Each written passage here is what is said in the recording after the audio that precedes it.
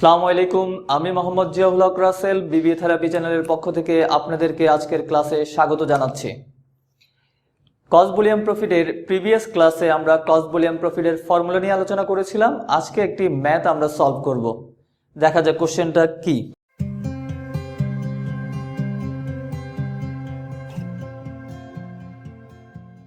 কস volume প্রফিটের অঙ্ক solve করার আগে গিভেনগুলো লিখে নিব, তাহলে কাজটা আমাদের জন্য অনেক সহজ হয়ে যাবে।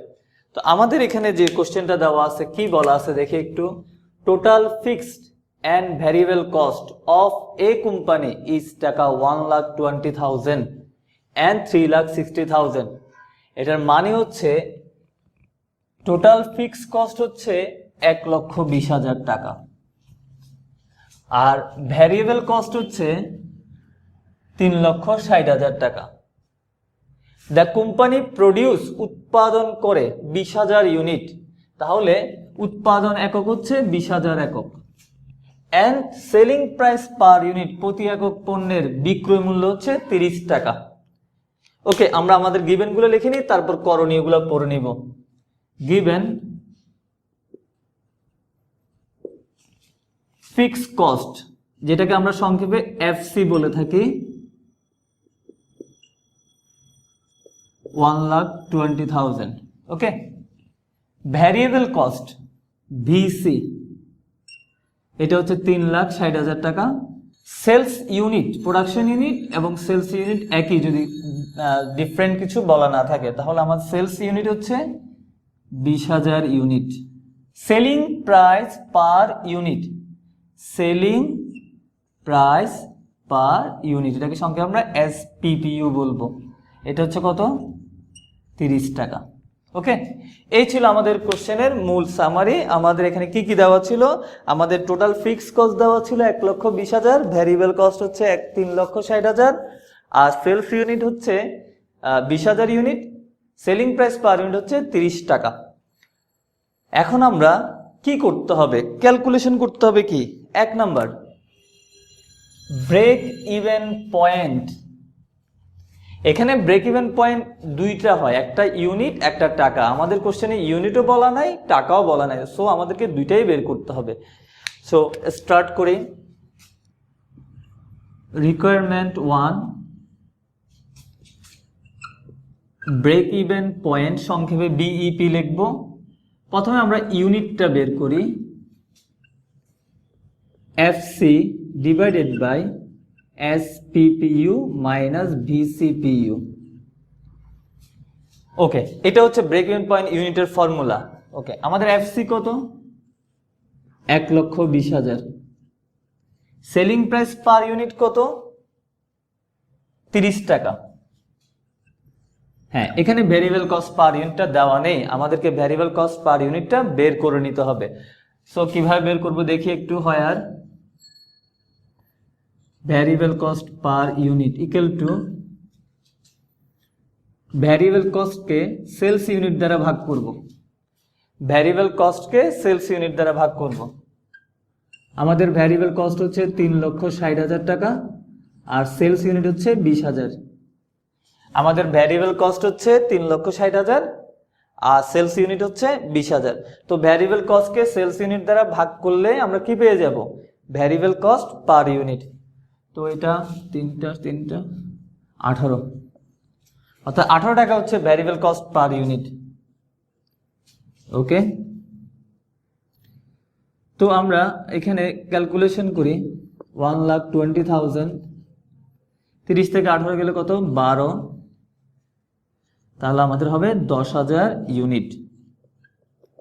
এই 10,000 ইউনিট হচ্ছে আমাদের ব্রেক ইভেন পয়েন্ট ইউনিট। ওকে, তাহলে একদম ইজি, আমরা ফর্মুলাটাতে শুধু মানগুলো বসাবো এবং ক্যালকুলেশন করলে আমাদের ব্রেক ইভেন পয়েন্ট ইউনিট চলে আসবে। এরপর আমাদের এখানে ব্রেক ইভেন পয়েন্ট ইউনিট নাকি টাকা সেটা বলে দেওয়া নাই, সো আমাদের ইউনিটটাও বের করতে হবে, টাকাটাও বের করতে হবে। তো সো টাকাটা কিভাবে বের করব? আমরা ব্রেক ইভেন পয়েন্ট টাকা কিভাবে বের করব? ব্রেক ইভেন পয়েন্ট ইউনিটের সাথে সেলিং প্রাইস পার ইউনিট গুণ করব। ব্রেক ইভেন পয়েন্ট ইউনিট হচ্ছে আমাদের 10,000, সেলিং প্রাইস পার ইউনিট হচ্ছে 30, তাহলে হবে 3 লক্ষ টাকা। এটা হচ্ছে ব্রেক ইভেন পয়েন্ট টাকা। তো আমরা রিকোয়ারমেন্ট 1-এ আমাদের ব্রেক ইভেন পয়েন্ট বের করতে বলছিল, আমরা ইউনিটও বের করলাম, এখন টাকাটাও বের করলাম। ইউনিট হচ্ছে 10,000 ইউনিট আর টাকা হচ্ছে 3 লক্ষ টাকা। তাহলে 1 নম্বর আমাদের ব্রেক ইভেন পয়েন্টটা কমপ্লিট। এখন আমরা রিকোয়ারমেন্ট 2টা সলভ করব। রিকোয়ারমেন্ট 2-তে কি বলছে? Margin of safety. Margin of safety, margin of সেফটিও দুইভাবে বের করা যায়, ইউনিটও বের করা যায়, টাকাও বের করা যায়। তো মার্জিন অফ সেফটিকে আমরা সংক্ষেপে MS বলবো। মার্জিন অফ সেফটি যদি আমরা ইউনিটেরটা বের করি তাহলে সূত্র কি হবে? Sales unit minus break even point unit. আমাদের সেলস ইউনিট হচ্ছে 20,000, আমাদের ব্রেক ইভেন পয়েন্ট ইউনিট একটু আগে বের করছিলাম 10,000। সো মার্জিনাল সেফটি ইউনিট হবে 10,000 ইউনিটস।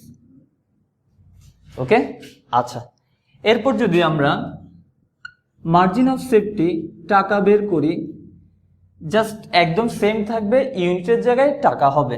এখানে সেলস ইউনিট না লিখে আমরা শুধু সেলস লিখবো। শুধু সেলস মানে টাকাটাকে বোঝাচ্ছে। ব্রেক ইভেন পয়েন্ট টাকা। ওকে, আমাদের সেলস কত সেটা আমরা জানি না, আমাদের কোশ্চেনে কোথাও সেলস দেওয়া নেই, তাহলে হয়ারে গিয়ে আমরা সেলসটা বের করে নিব। Sales, sales unit into selling price per unit.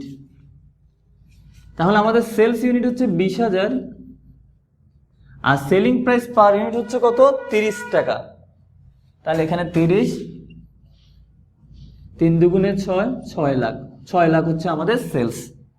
আমাদের মনে রাখতে হবে যে আমাদের সেলসের টাকাটা আমাদের দেওয়া নাই, তাহলে আমরা কিভাবে বের করব? কত একক পণ্য বিক্রি করছি এবং কত করে বিক্রি করছি গুণ করে দেব। তাহলে আমাদের সেলস হচ্ছে 6 লাখ টাকা আর ব্রেক ইভেন পয়েন্ট হচ্ছে আমাদের 3 লক্ষ টাকা। আমরা একটু আগে রিকোয়ারমেন্ট 1-এ এটা নিরূপণ করেছিলাম। তাহলে এখানে কত আসবে? তাহলে 3 লক্ষ টাকা। তাহলে মার্জিনাল সেফটি ইউনিট হচ্ছে 10,000 ইউনিট আর মার্জিনাল সেফটি টাকা হচ্ছে 3 লক্ষ টাকা। তাহলে আমরা এখন বলতে পারি আমাদের requirement 2 complete.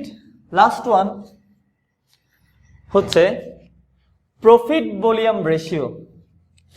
Profit volume ratio, এটা আমরা এখন সমাধান করব। রিকোয়ারমেন্ট 2 প্রফিট ভলিউম রেশিওকে আমরা সংক্ষেপে বলবো PVR। এটা সূত্র হচ্ছে CM divided by sales into 100। আর CM মানে তো জানি আমরা কন্ট্রিবিউশন মার্জিন। কন্ট্রিবিউশন মার্জিনের সূত্র হচ্ছে সেলস থেকে ভ্যারিয়েবল কস্ট বাদ দিতে হবে আমাদেরকে। ওকে, আমাদের সেলস কত? আমাদের সেলস আমরা একটু আগে বের করছিলাম যে 6 লক্ষ টাকা সেলস। তাহলে আমরা এখানে লিখবো 6 লাখ আর ভ্যারিয়েবল কস্ট আমরা জানি কত? আমাদের 3,60,000 টাকা। সেলস হচ্ছে 6 লাখ ইন্টু 100। তো আমরা এটা যদি ক্যালকুলেশন করে আসবে 40%। তাহলে আমাদের প্রফিট ভলিউম রেশিও হচ্ছে 40%। প্রফিট ভলিউম রেশিওর আরেকটা নাম হচ্ছে CMR, কন্ট্রিবিউশন মার্জিন রেশিও আর প্রফিট ভলিউম রেশিও একই কথা। ওকে, আমরা বলছিলাম যে কোনো রেশিওর বেলায় সেলস নিচে হবে, যার রেশিও বলবে সেটা উপরে থাকবে। তো CM মানে কন্ট্রিবিউশন মার্জিন, কন্ট্রিবিউশন মার্জিন নিরূপণ করার সিস্টেম হচ্ছে সেলস থেকে ভ্যারিয়েবল কস্টটা বাদ যাবে। ওকে, তো আমরা এই একটি অঙ্ক কমপ্লিট করলাম এই মাত্র। এভাবে করে পরীক্ষার জন্য গুরুত্বপূর্ণ কিছু অঙ্ক আমরা ধারাবাহিকভাবে আমরা সলভ করব। আর আমরা যদি ক্রমান্বয়ে ক্লাসগুলো দেখতে থাকি তাহলে আশা করি কস্ট ভলিউম প্রফিট আমাদের যে সমস্যা ছিল সেগুলো সমাধান হয়ে যাবে। ধন্যবাদ সবাইকে।